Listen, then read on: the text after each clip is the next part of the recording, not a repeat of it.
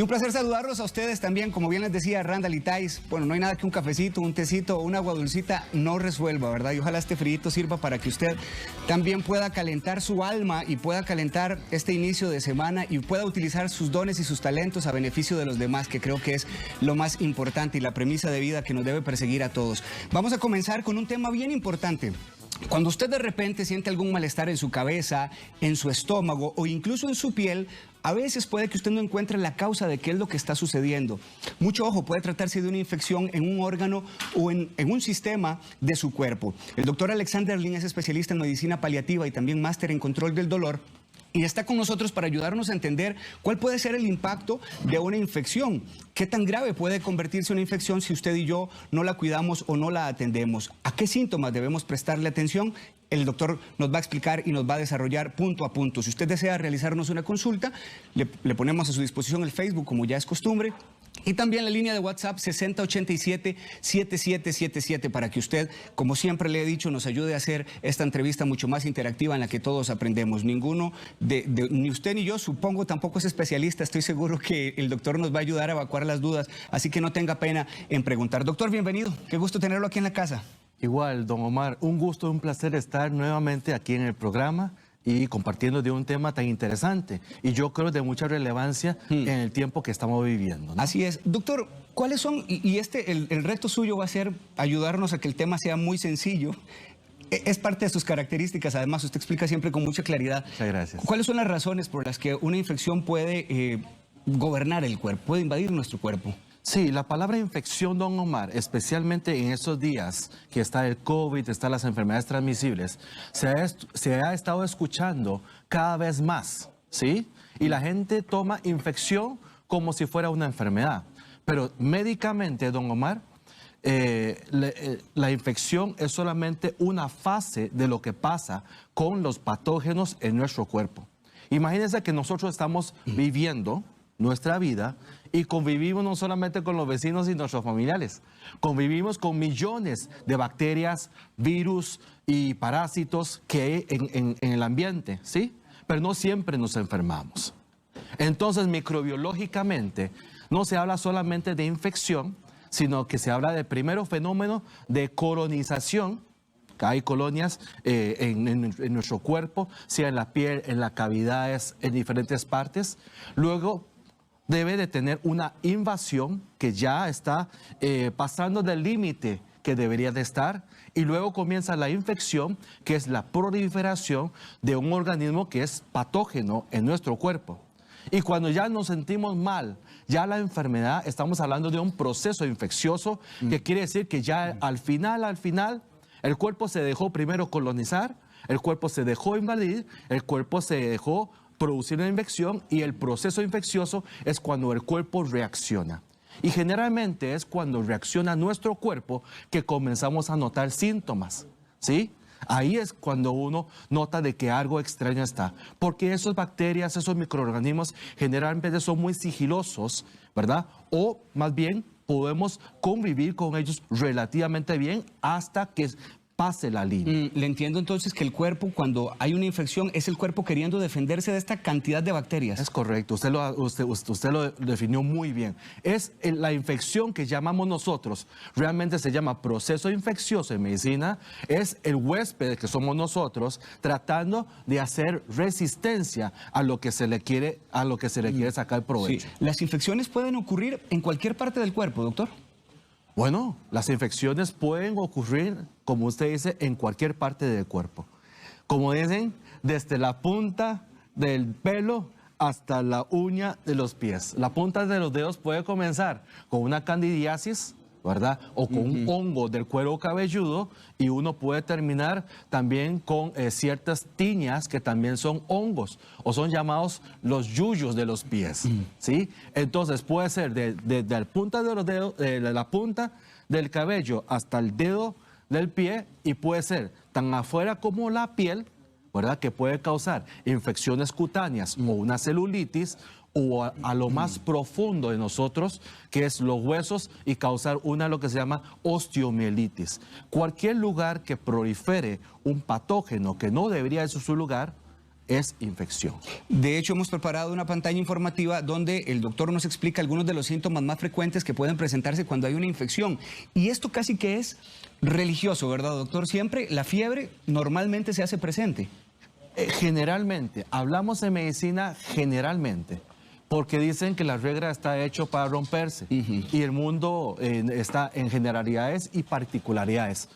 Hoy quise enfocar la charla que vamos a tener en infecciones agudas y crónicas, porque las infecciones realmente es un gran capítulo de la medicina, tanto así que existe una especialidad que se llama infectología. Imagínense que es tan vasto y tan profundo que es. Pero hoy vamos a hablar de infecciones en general.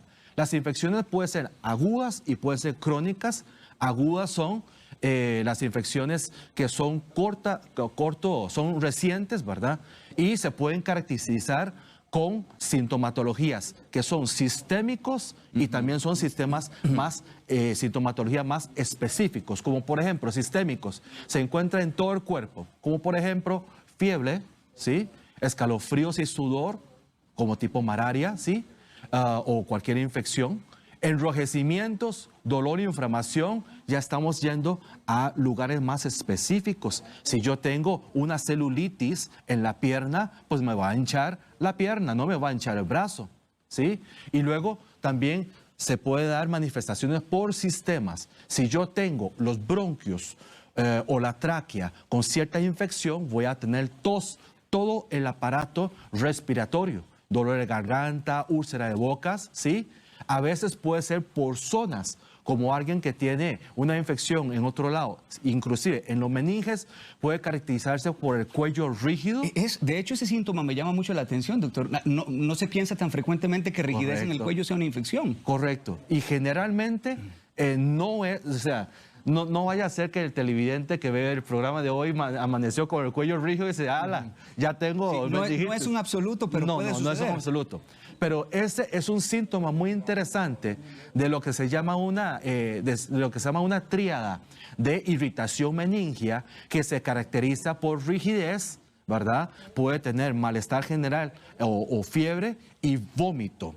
Eso es muy importante. Ahora probablemente lo vamos a poder abordar en una población pediátrica, donde no puede hablar mucho. Entonces el médico tiene que tener la curiosidad de buscar cómo están los meninges cuando le llega un chiquito o una chiquita con cuello rígido, ¿no?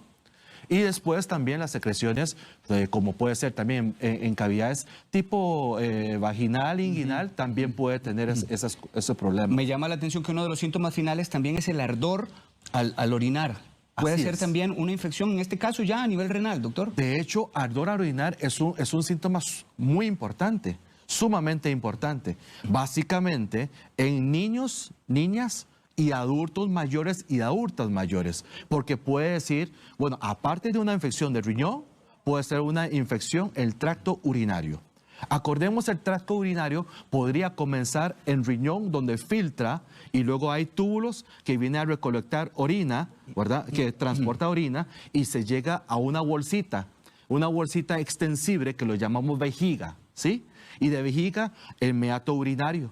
Entonces, a partir del huequito que tenemos de afuera para adentro, toda presencia de microorganismos puede causar infección. Esto que veíamos ahorita, doctor, son síntomas de infecciones agudas, pero quería preguntarle también por síntomas localizados de una infección que sea aguda. Y me llama la atención que usted planteaba en algún momento incluso el rubor, el calor o el dolor como parte de un síntoma localizado. Claro, y eso, lo que usted acaba de mencionar, es algo muy interesante en la historia de medicina.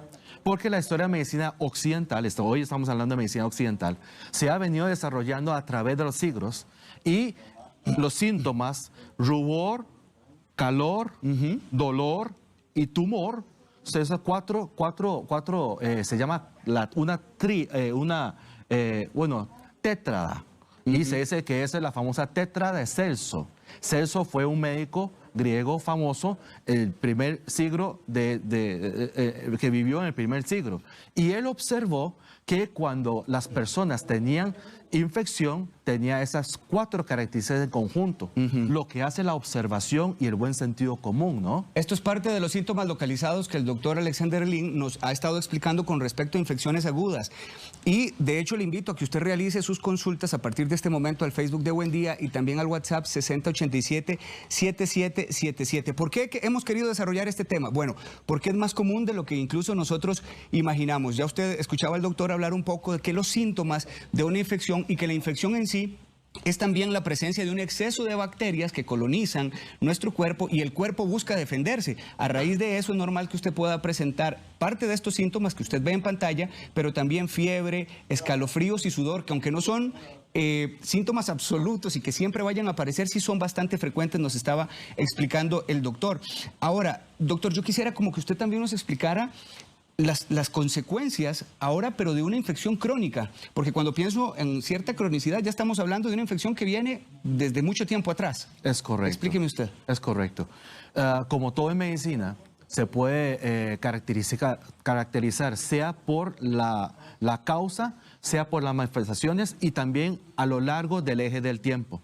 Acordemos de nuevo que el término agudo y crónico son realmente 2 caras de la moneda. Hasta dónde deja de ser la primera cara, hasta dónde deja de ser cruz, hasta dónde deja de ser cara, ¿no? Generalmente se dice que lo crónico y lo agudo es todo antes de los 3 meses, casi los 3 meses. Y después de los 3 meses pasa a ser, pues, crónico, todo proceso. Puede ser infección aguda, infección crónica, dolor crónico, dolor agudo, ¿verdad? Padecimientos agudos y padecimientos crónicos. ¿De acuerdo? ¿Es posible, doctor, que una persona pase tanto tiempo con síntomas agudos que luego se convierten en crónicos sin sospechar que tiene una infección? A veces las infecciones agudas que no se toman en cuenta pueden llegar a ser como más insidiosas. Entonces se quedan en el cuerpo y el cuerpo sin poder, ¿cómo se llama?, vencerlo. Entonces que se queda ahí, se queda ahí, se queda ahí. Lo ideal siempre, y uno siempre cree que cuando tiene una infección, pues generalmente uno sale de ella, ¿sí? Pero hay infecciones que cuando no se sale bien, se quedan en el cuerpo haciendo mella, haciendo mella. Se me puede ocurrir clásicamente, típicamente les puedo hablar de lo que se me ocurre en este momento, como una osteomielitis, ¿sí? Osteomielitis es un término que usamos para decir que hay infección en los huesos. Y muchas veces uno dice, pero ¿cómo llegó a los huesos? Si tenemos la piel, si tenemos las envolturas, si tenemos músculos, si tenemos tendones y al final hueso, ¿cómo llegó? Bueno, osteomielitis, esas infecciones que llegan al hueso, generalmente no es fácil que llegue, no es común que llegue a los huesos, aunque existe una posibilidad, aunque existen posibilidades de que las personas tienen infecciones, qué sé yo, circulando en la sangre y a través de la sangre entra a los huesos y se anida ahí. Es como un mal inquilino que no quiere salir, usted no lo puede echar. Sí, eso se cronifica ahí. Pero también hay casos de que una persona desafortunadamente o anda en bici, o anda en moto, o anda haciendo un trabajo en el techo, se cae, se fractura, y a una fractura, sea expuesta o no expuesta, entonces el hueso rompe su envoltura, ahí puede aprovechar algún patógeno, entra, se anida ahí, y cuando se sana el hueso, queda ahí el nido. Y eso de ahí no solamente causa dolores crónicos en el cuerpo, en el hueso, sino que usted lo puede bombardear con antibióticos intravenosos, orales, y a veces realmente cuesta sacarlo. Cuando ya estamos hablando de una infección que es crónica, que ya tiene meses de estar instalada en el cuerpo, doctor, ¿qué síntomas pueden presentarse? Cuando las infecciones son más crónicas, yo pienso que uno puede encontrar síntomas más tenues y menos específicos, como un dolor lacinante, un dolor insidioso, ¿verdad? Ya no es aquel dolor como punzada, ya no es ese dolor como una fractura, se queda más crónicamente ahí y puede tener, ¿verdad?, manifestaciones más generalizadas, más de región, ¿verdad? Que aquí las tenemos en pantalla, doctor, porque dentro de todas estas, a mí me llama mucho también el hecho de que la persona que tiene una infección de meses presente mucho sueño. Ah, sí. ¿Sí? ¿Por qué? Sí, porque infecciones de mucho tiempo puede debilitar el cuerpo, ¿verdad? Y eso hay una explicación muy interesante. Fíjese que todo es sabiduría de la naturaleza.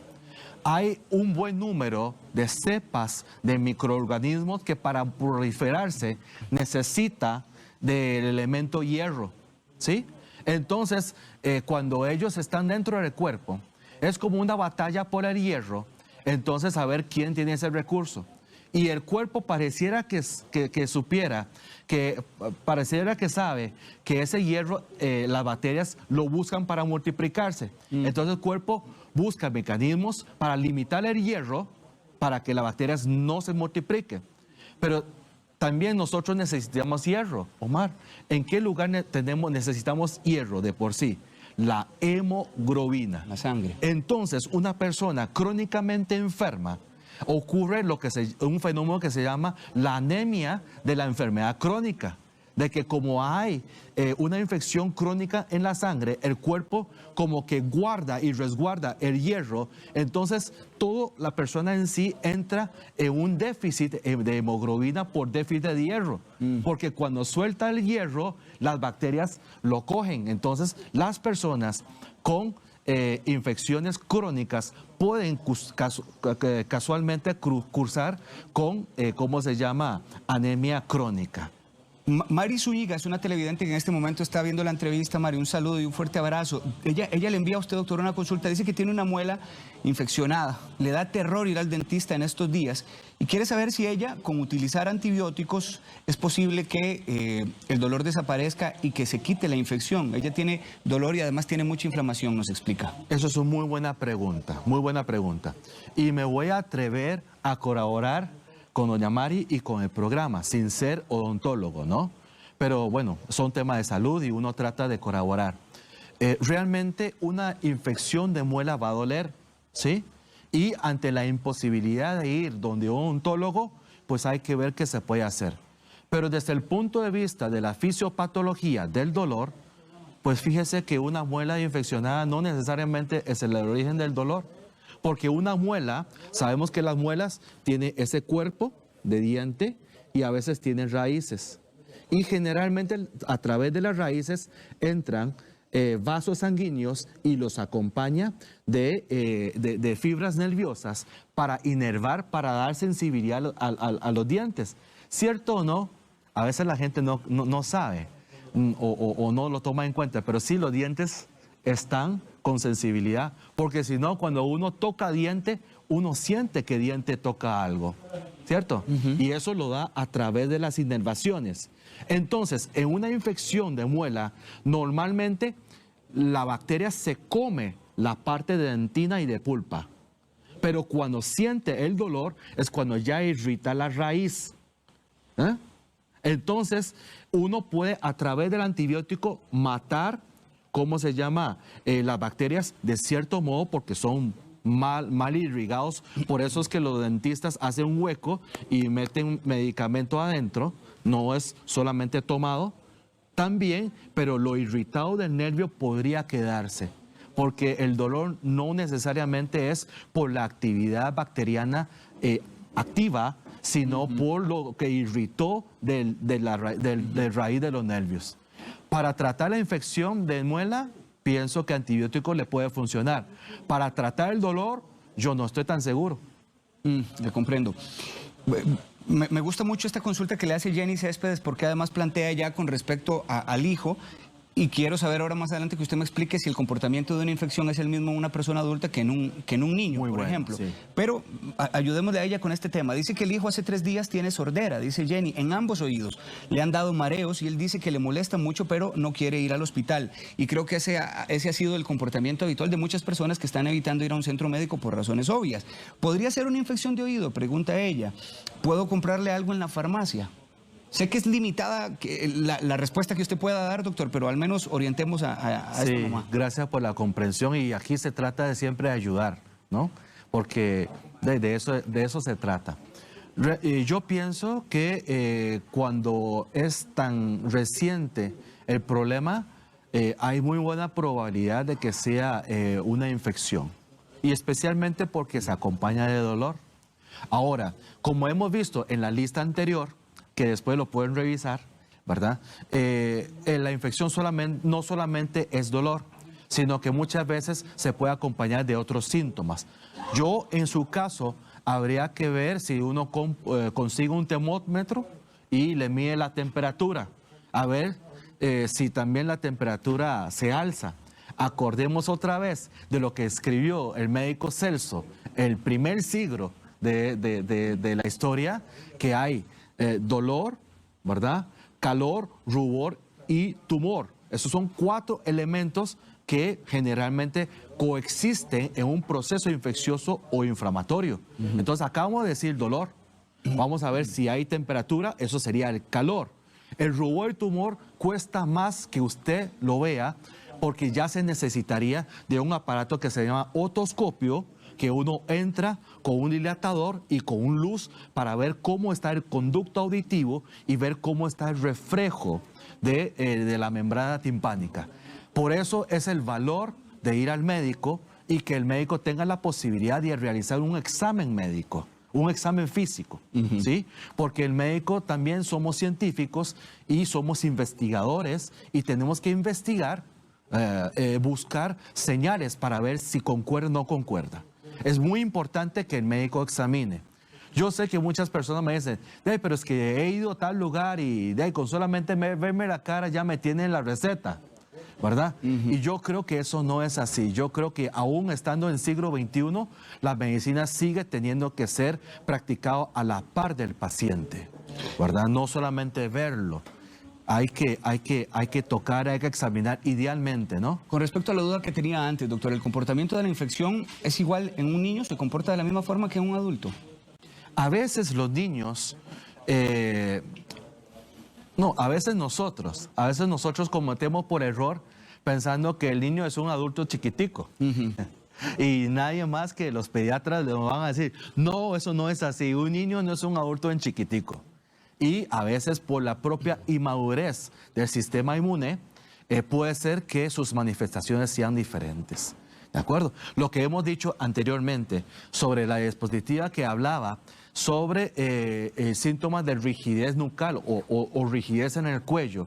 Habíamos dicho que rigidez nucal sumado a aumento de temperatura, sumado a vómitos tipo proyectil, vómitos fuertes, de una vez, sugiere fuertemente meningitis, cuadro de meningitis en niños y también en adultos mayores. ¿Por qué en los adultos como nosotros, en edad productiva, no son síntomas predisponentes? Porque generalmente antes de llegar nosotros a la rigidez nucal, ya hemos proliferado mucho más los otros síntomas. Los niños y los adultos mayores y las personas que tienen cierto compromiso inmunológico son los que no desarrollan esos síntomas, entonces uno ve las otras, ¿verdad? Don Gerardo Herrera nos está escribiendo, dice que literalmente que él vive con dolor en todo el cuerpo, sobre todo en las articulaciones. Toma tramadol y algunos otros medicamentos, le han hecho exámenes y prácticamente no aparece nada en los exámenes. No sabe qué es lo que le produce tanto dolor y hay días en los que él prácticamente no puede caminar y en la noche este dolor aumenta mucho más. ¿Cuál puede ser su recomendación, doctor? Sobre todo porque usted es especialista en medicina paliativa. Gracias, gracias. Bueno, mis recomendaciones es mencionar de nuevo. Yo creo que cada vez que vengo, por A o B o C razón, me hacen repetir esa frase de que el secreto de tratamiento del dolor es casualmente no tratar el dolor. El dolor hay que llegar a la causa, ¿sí? Porque el dolor no es una enfermedad. Dolor realmente es la manifestación de una enfermedad o de algo que no está bien. Cuando uno está bien, uno no le duele nada. Cuando las cosas están bien, no molesta. Cuando molesta, algo está mal. Pero ¿qué pasa cuando una persona tiene dolor como manifestación o tiene fiebre, que estamos hablando de infección, y solamente se preocupa en ver el dolor o bajar fiebre? Pierde la oportunidad de poder llegar a lo que realmente está mal y cambiarla. Muchas veces le cuento a mis pacientes o las personas que me prestan oído, ¿verdad? Eso no solamente pasa en medicina, sino que pasa en la vida real. ¿Cuántas veces hemos visto gente que se le sobrecalienta el carro? Entonces, en vez de llevar al carro a ver cómo está el radiador, lo único que hace es levantar la tapa del motor y echarle agua. Lo hace por un día, lo hace por 2 días, lo hace por semanas, y cuando se da cuenta el carro quedó en media calle, hay que pagar grúa de plataforma. Y ojalá no un ovejero al motor, ¿verdad? ¿Cuántas veces hemos visto gente que va a la bomba y se descubre de que la llanta está medio descifrada? Entonces, en vez de sacar tiempo de ir a un llantero a buscar si hay un clavo, le dice al pistero, póngame un poquito más de aire, y así ando yo. ¿Me explico? ¿Qué pasa con esa persona? Pues va a un lugar, se tarda un poquito más en la fiesta, y cuando se sale la llanta está ponchada. No está atacando el problema. No está atacando el problema. ¿Me explico? Entonces, cuando uno habla del dolor, el dolor realmente es una especialidad, sí, es de eso como yo, ¿sí? Pero también es un síntoma. Detrás del dolor hay muchas otras cosas. Entonces, yo creo que alguien que pretende que le vaya bien con el dolor o alguien que pretende tratar el dolor, una cualidad sí es muy necesario, y esa cualidad se llama poder ver más allá de lo evidente. Una persona, regresando a la pregunta que nos hicieron, le puede doler todo el cuerpo, pero hay que buscar la causa por qué le duele todo el cuerpo. Hay que tomar en cuenta, por ejemplo, yo no escuché edad del Señor. No la dice. ¿Ah? No nos la dice, pero sí describe que normalmente estos dolores son articulares. Claro. ¿Por qué? Porque hay que tomar en cuenta cómo es la edad del paciente. Generalmente las personas por encima de 50, 60, 70 años ya pueden comenzar con ciertos deterioros, degeneraciones en sus huesos y articulaciones. Y puede ocurrir un fenómeno que se llama osteoartrosis, que se pegan los huesos unos a los otros, o los cartílagos y las partes articulares comienzan a degenerarse. Eso puede causar dolor. Hay personas con los mismos síntomas, pero sin ser adulto mayor, sin tener osteoartrosis, no osteoporosis, porque en otro programa hemos dicho que la osteoporosis no duele, ¿sí? Osteoartrosis sí puede doler, pero de ahí puede tener alguna enfermedad sistémica tipo reumática, especialmente en las mujeres. Es un porcentaje de 3-1 entre hombres y mujeres. Si es una persona más joven, hay que ver, o también puede ser adulto mayor, hay que ver si es que tiene alguna infección crónica que está causando una condición de inflamación siempre en el cuerpo. ¿Por qué? Porque el cuerpo accionó su sistema inmunológico para tratar de luchar contra la bacteria, y esas activaciones también de paso pueden atacar las articulaciones. Qué bueno que etcétera, ¿no? que usted menciona la palabra inflamación, doctor, porque le quería preguntar si existe alguna diferencia entre un dolor provocado por infección a uno provocado por inflamación. El dolor en sí, eso es una excelente pregunta, don Omar. El dolor en sí se parece mucho, porque las infecciones duelen casualmente porque el cuerpo se inflama. Si el cuerpo no se inflamara, no doliera. Igual que con las otras inflamaciones. Pero en este caso, el dolor por infección, el cuerpo se inflamó no por daño del cuerpo, sino por la presencia de una bacteria, de un agente patógeno, de un organismo extraño, es un enemigo. Entonces se inflama. Ahora, aparentemente, la inflamación entre simple inflamación o inflamación por infección es muy parecido clínicamente. Por eso es que es importante tomar en cuenta hacer exámenes, porque si fuera solamente inflamación, uno no tendría alteración en hemograma ni en leucograma, no lo tendría mayormente. Pero si fuese una infección, se le dispara la célula de defensa, que son los leucocitos. Vamos a atender a la consulta que nos está haciendo doña Yadira Luna. Dice que la hija tiene 10 años, tiene aproximadamente un mes de estar manifestando dolor en la parte baja del estómago. En ocasiones este dolor le ha producido cierta fiebre. Fueron a Levi's, le dicen que es colitis, pero el punto es que su hija no está mejorando. Tiene 10 años, doctor. ¿Será esto una infección? ¿Y qué tipo de examen recomienda usted se le debe realizar? Cuadros abdominales, ¿verdad? En niños y en adultos mayores. Y también, ¿por qué no? En los adultos como nosotros puede ser una infección. Lo que pasa es que como un adulto sano tiene más defensas, entonces son menor los casos o la frecuencia de problemas abdominales que se manifiestan infección y con dolor. En una niña yo diría que hay que tener cuidado, ¿verdad? Hay que ver porque no conocemos a la señora, no conocemos a la niña, no se sabe qué es lo que llama por estómago, ¿sí? Porque noto que utilizó esa palabra. Para mí estómago es un órgano que le queda al final del extremo de esófago y le queda antes del intestino delgado y tiene una localización en la parte de acá. Pero hay gente que dice estómago todo esto, ¿sí? Entonces, un dolor localizado acá, ¿verdad? En la región epigástrica que llamamos los médicos y una región que se encuentra todo esto, porque yo sí me he encontrado gente que dice que le duele el estómago y le dice todo estómago, es diferente, ¿verdad? Si fuese solamente acá, pudiese estómago. Y si fuese acá, también en una niña, creo que aparte de causas infecciosas, habría que ver si el estómago está inflamado por cierta otra razón. Bueno, el estómago puede inflamarse por aumento de acidez también, ¿verdad? Perdone que le interrumpa, dice que fueron a Levi's y le dijeron que era una colitis. Tal vez, no sé si es posible que usted pueda recomendarle a esta mamá que se llama Yadira algún examen o cuál es el siguiente paso que debe hacer, doctor.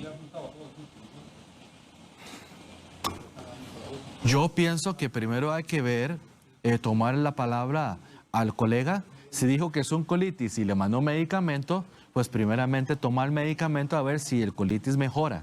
Si no mejora, vale la pena volver a retomar el tema. Si fuera yo el médico de ustedes, yo pensaría que no está de mal hacerse un examen de sangre para medir cómo está la parte roja, cómo están los leucocitos, la parte de defensa. Incluiría también un examen de heces, ¿verdad? Los exámenes de heces se pueden buscar, ya sea sangre en heces o microorganismos tipo parásitos, Ascaris, Tenia, solitaria, ese montón de parásitos que puede tener en esa zona, que también puede producir causas parecidas al colitis. Es que el colon es más que todo en el marco, estómago es más que todo en el centro y arriba. Realmente para mí, lo estómago es diferente al colon. Pero en ese caso aparentemente mezclaron lo que es el dolor de estómago con el colitis. Doctor, tenemos una consulta grabada en un video de un caballero que tiene un dolor en la muela, ha estado utilizando un antibiótico y por ahí va la consulta que quiere realizar. Claro. Lo atendemos. Buenos días. Buenos días, Omar, doctor. Muchas gracias por el programa. Casualmente estaba escuchando lo de la muchacha que tenía una infección en la muela. Escucha, doctor. Es el caso mío, por medio de un nervio. La primera vez que tuve síntomas de infección, me dolía el hueso del pómulo, el ojo y la cabeza. Tomé el medicamento que mandan en el seguro por 7 días y 3 veces al día, pero ahora la semana pasada me volvió el problema y entonces busqué un antibiótico más fuerte por 5 días, acitromicina, pero sí me bajó mucho las defensas y aún me sigue doliendo el pómulo y el ojo y la cabeza un poco. Hoy tengo que ir a un tratamiento de nervio tal vez, si el dentista lo considera así, pero sí me preocupa por la ubicación de la infección, el problemita ese, para ver qué me recomienda. Gracias. Gracias a usted por hacernos la consulta. ¿Cómo se llama el señor? no nos da el nombre, pero dice que el antibiótico que ha estado tomando es acitromicina. Sí. Y que le ha bajado las defensas. ¿Quiere saber cuál es su opinión del antibiótico, doctor? Yo pienso que el caso de él no debería dejarlo tan tranquilamente en la casa, porque ocurre algo muy interesante. Qué interesante que con el dolor podemos hablar de todo, ¿verdad? Porque hay que ver dónde está la muela que tiene infección, ¿sí? Acordemos que tenemos 2 hileras de dientes en la boca, ¿sí? Hay una hilera superior y hay una hilera inferior. Y la inferior tiene que ver más que todo con mandíbula y el superior tiene que ver con el resto de la cara. Ahora, el problema, si fuese una infección en muela abajo, pero le duele el pómulo, bueno, probablemente no está tan relacionado.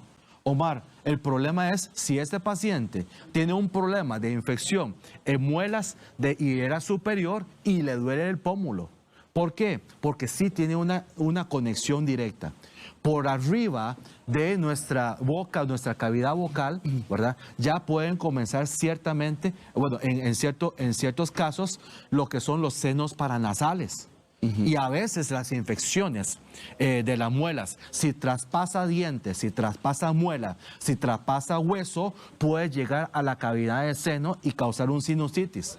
Y los senos paranasales a su vez están conectados al sistema de drenaje intracerebral. Entonces un sinusitis se le puede pasar a más adentro del sistema nervioso central.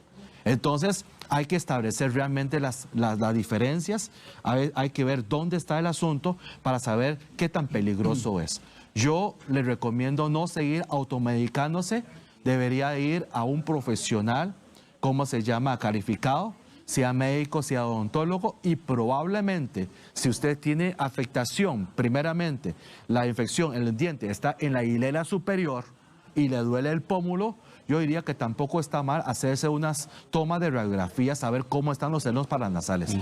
Bueno, claro, antes de eso hay que ver si tiene fiebre, si tiene malestar general, todo lo que hemos dicho hoy de las manifestaciones generales de una infección. Doctor, muchas gracias. Gracias por su tiempo. Yo creo que lo más importante es no dejar pasar ninguno de estos síntomas porque obviamente podría complicarse el cuadro de una infección. Así es, así es. Yo creo que Dios nos manda señales en la vida, ¿cierto? Como con quién debe uno salir, con cuál carrera debe ir uno, qué debería uno hacer, pero también nos manda señales a ver cómo deberíamos de cuidar nuestro cuerpo, ¿verdad? Que es su obra maestra para andar en esta vida, ¿verdad? Para poder hacer bien a los demás. Muchas gracias, doctor. Es Alexander Lin, especialista en medicina paliativa. Le aparecen allí los números de teléfono para que consulte con el doctor, que estoy seguro usted lo va a hacer, porque este es un tema, como bien decía el doctor, nos puede dar para desarrollarlo ampliamente. 8583-7472 y también 8480-4225. 8480-4224. 24. Borren este 25 no. 24. Borren el 25, es 24, ese último, 8480-4224. Doctor, muchas gracias. Ya ahí lo corrigieron los compañeros, que están bien avispados hoy lunes. Doctor, muchas gracias. Nunca le había preguntado, ¿usted es oriundo? ¿Su país natal? ¿Cuál es? Taiwán. Es Taiwán. La islita. Es la islita. Sí. ¿Hace cuánto llegó a Costa Rica? Wow, eso fue hace más de 20 años. Es que yo veo que usted habla el español y maneja costarriqueñismos muy fácil. Muchas gracias. Me ha costado mucho. Sí, y domina el taiwanés.